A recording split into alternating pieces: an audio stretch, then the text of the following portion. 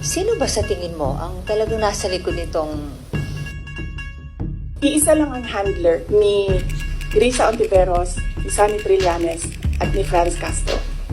Although si Franz, parang I think she's serving two masters. Hindi siya direct doon sa isa. Dito lang siya sa isa. Isa lang ang handler nilang tatlo.